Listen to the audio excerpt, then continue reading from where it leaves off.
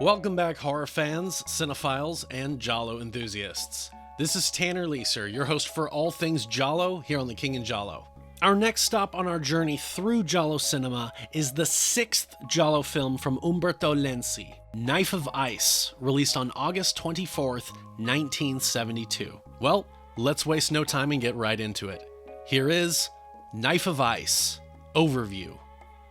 Knife of Ice, also called Silent Horror, is an Italian and Spanish co-production. The film is directed by Umberto Lenzi, who also co-wrote it along with Antonio Troiso.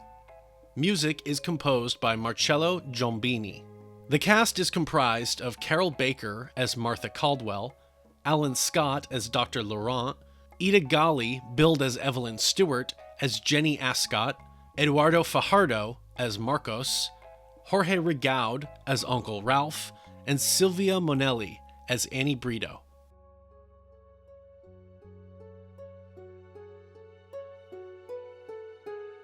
The plot follows Martha Caldwell, who has been mute since childhood after witnessing her parents' fatal railway accident.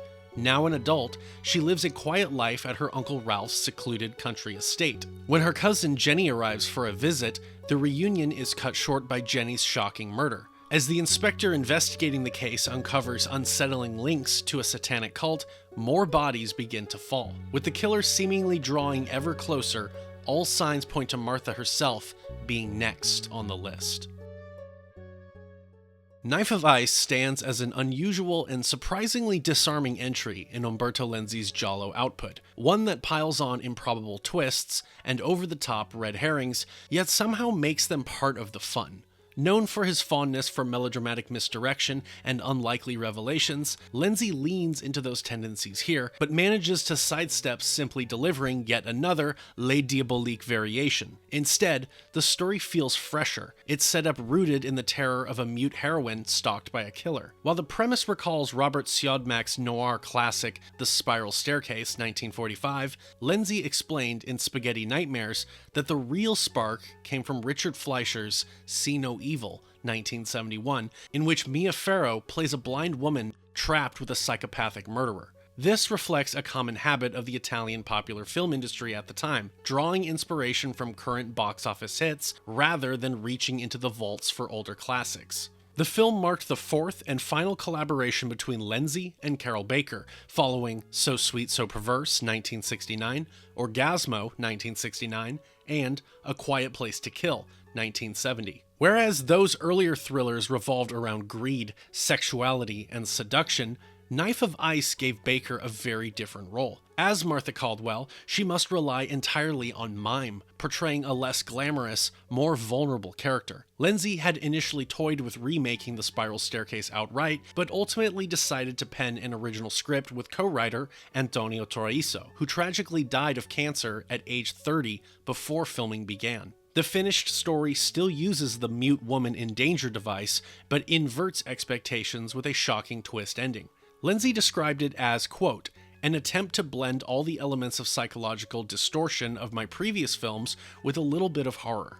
The film's key red herring, Woody Mason, a deranged hippie Satanist, was loosely inspired by Charles Manson, and the inclusion of Satanists as suspects has drawn comparisons to Lucio Fulci's Don't Torture a Duckling, later 1972. Like Fulci, Lenzi frequently uses tight close-ups of characters' eyes to ratchet up tension. Casting saw Baker joined by American actor Alan Scott as Dr. Laurent, a concerned local physician. Lenzi later recalled Scott as clueless about acting, which forced him to focus his energy on Baker, whom he praised as a true professional. Spanish screen veteran Eduardo Fajardo appears as Martha's chauffeur, Marcos, while genre regular Jorge Rigaud plays her ailing Uncle Ralph.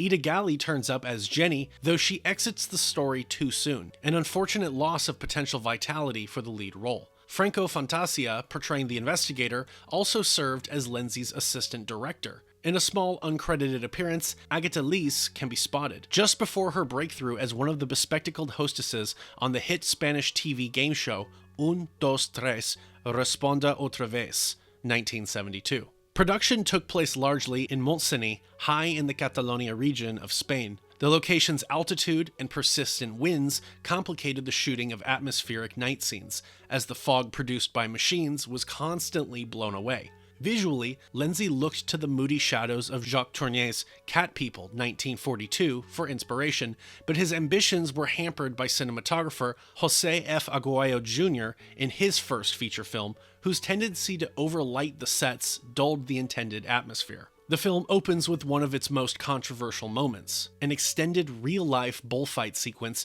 used as heavy-handed symbolism, but dwelling unnecessarily on the gore. This sort of animal violence would later be pushed even further in Lenzi's notorious Cannibal Ferox, 1981, though staged cruelty for shock value was not unique to him among Italian genre directors.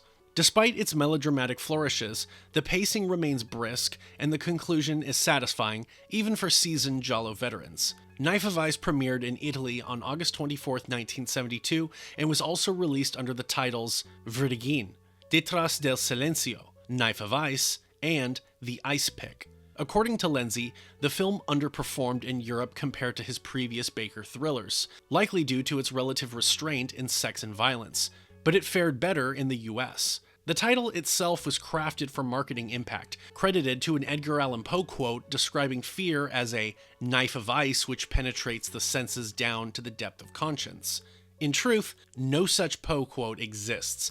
It was an invention of the filmmakers. While Knife of Ice may not rank among Lenzi's most commercially successful thrillers, it stands out for its unusual atmosphere, memorable twist, and the novelty of seeing Carroll Baker play so far against type. The film's blend of psychological unease, macabre red herrings, and gothic-tinged menace gives it a distinct place in his giallo canon, even if some elements, like the bullfight sequence, remain divisive.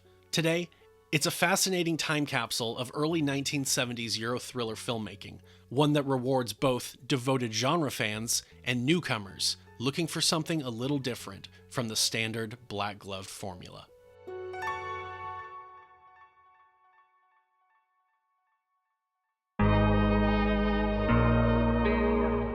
Thank you for watching this overview video. As of the time of recording this, Knife of Ice can be found on Tubi, the Roku channel, plus on many sites. Don't forget to support these movies by buying them on physical media wherever possible. Stay tuned for my unscripted movie review for Knife of Ice, as well as the Gialli Tally. Comment your predictions for the AZ score for the movie and the final Gialli Tally score. Thank you very much for your continued support. This is Tanner Leeser for The King in Giallo, and if nothing else, I'll see you next time.